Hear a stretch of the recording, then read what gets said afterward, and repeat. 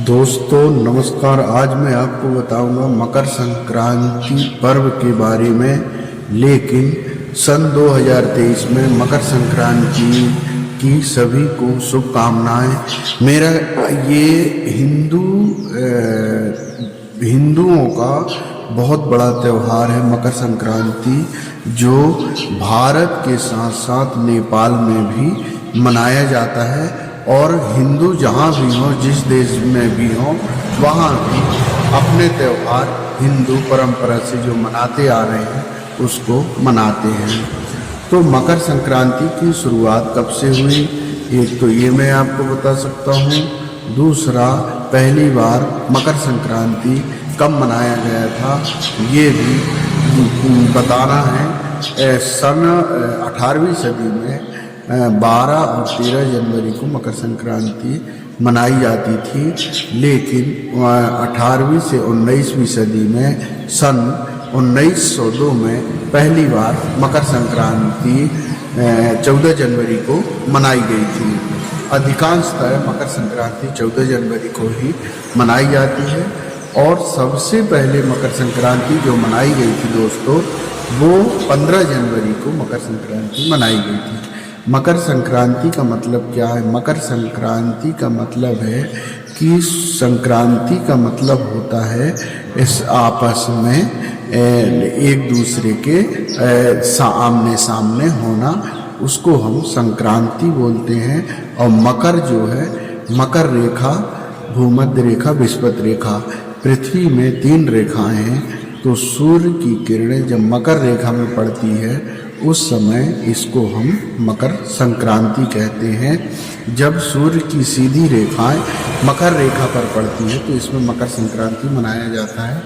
मकर संक्रांति में सूर्य की किरणें से बहुत लाभ होता है, इसलिए हम सूर्य की किरणों में बैठते हैं, खिचड़ी बनाते हैं, तिल के लड्डू खाते हैं, लड्डू बांटते हैं और अपने तीर्थ स्थानों में जो जहाँ पर भी हैं वहाँ स्नान करते हैं। बहुत अच्छे से मनाते हैं। बहुत बड़ा त्यौहार है मकर संक्रांति के पूरे भारतवर्ष में, और नेपाल में भी ये त्यौहार भारत की तरह ही मनाया जाता है।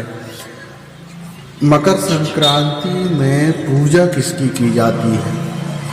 मकर संक्रांति में सूर्य देव की पूजा की जाती है, क्योंकि सूर्य देव मकर संक्रांति में 14 जनवरी से 15 जनवरी, कभी 14 जनवरी को होता है, कभी 15 जनवरी को होता है। तो सूर्य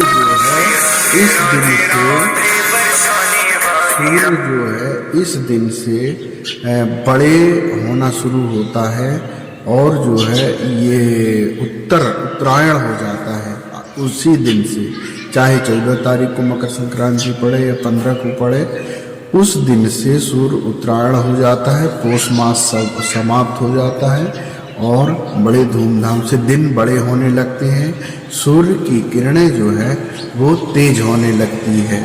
कब से? मकर संक्रांति से सूर्य की किरणें तेज होने लगती है। और ये जो है मकर के सूर्य देवता की पूजा जो मैंने आपको बता दिया।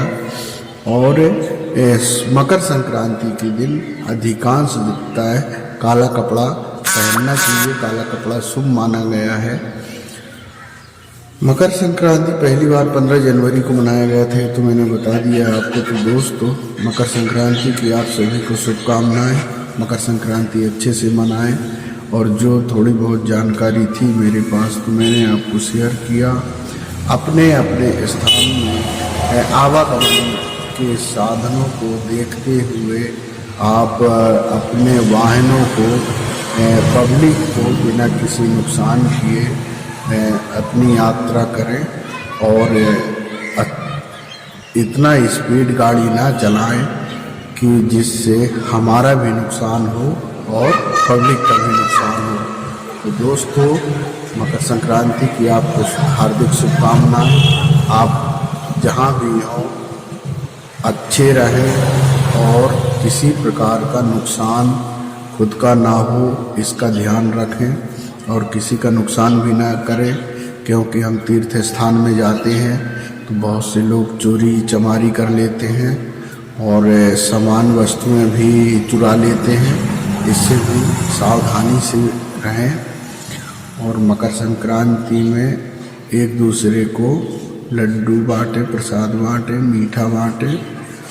और यदि आपके गांव के आसपास नदी हो तो स्नान करें, नहीं तो घर में भी रह करके मकर संक्रांति का त्यौहार मना सकते हैं। तो इसमें सूर्य देवता की आराधना हम कहीं से भी कर सकते हैं।